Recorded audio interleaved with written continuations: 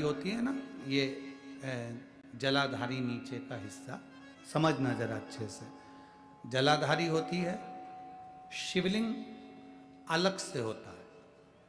किसी किसी के यहाँ ऐसा होता है, किसी किसी के यहाँ इस जलाधारी में ही शंकर भगवान एकदम फिट होते हैं। जलाधारी के साथ में शिवलिंग फिट होता है। और किसी किसी के यहाँ पर जलाधारी होती है तो शिवलिंग उठ जाता है, रख दिया जाता है, साफ कर कर वापिस शिवलिंग को रख दिया जाता है, या स्नान कराया जाता है तो शिवलिंग रखा जाता है।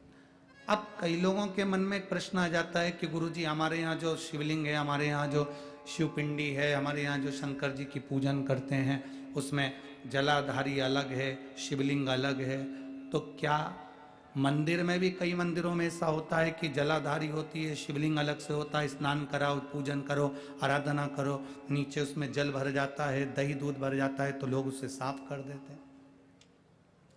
इसका महत्व क्या है?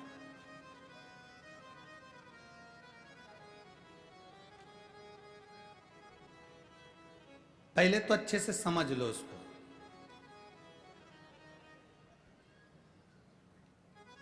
चाहे तुम्हारे घर में पूरा शिवलिंग बना बनाया हो वो भी श्रेष्ठ है, चाहे तुम्हारे मंदिर में घर में जलाधारी अलग हो और शिवलिंग अलग से रखा हुआ हो वो भी श्रेष्ठ है।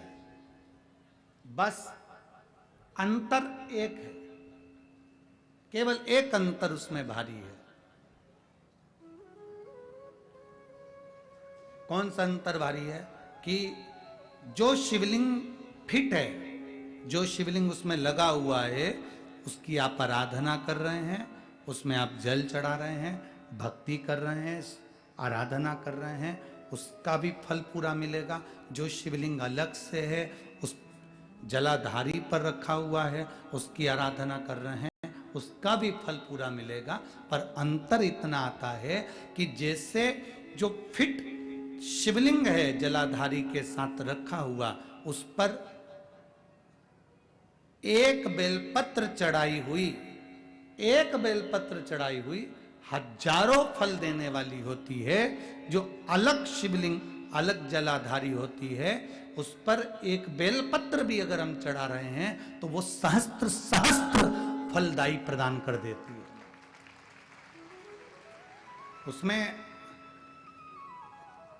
कई लोगों के मन में एक संशय हो जाता है, हमारा नीचे का जो जलाधारी है वो चांदी की है, शिवलिंग नर्मदा के कंकर का। कई बार किसी के मन में आ जाता है कि हमारे यहाँ जलाधारी अलग है पीतल की, शिवलिंग हमारे यहाँ कांच का है, स्फटिक का है, पारद का है या पाषाण का है, तो क्या फल देगा कि नहीं देगा? क्यों नहीं देगा?